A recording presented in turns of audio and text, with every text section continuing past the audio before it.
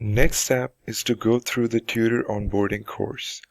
This course covers complete process and policies that you must be aware of as a tutor working on TutorBees.net. Going through this course carefully is very important for you, so please take your time to understand each step and do not rush through it. So on the dashboard of your profile, click here to view your onboarding course, and then click on View the Onboarding Course button.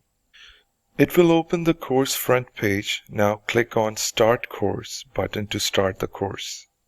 This is the first page of the course, and as you can see, there are chapters on the left.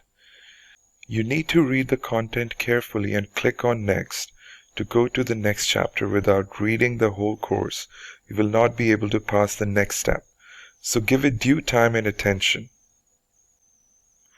At the end of the onboarding course, if you think you are comfortable with the course content, you can click on Start Assessment button.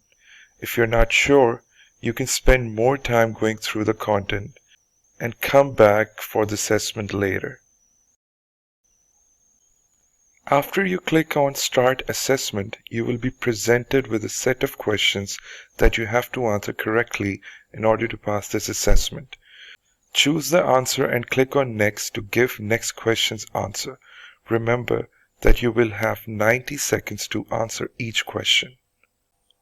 If you do not pass assessment in the first go, you can go through the course again and come back for assessment later on.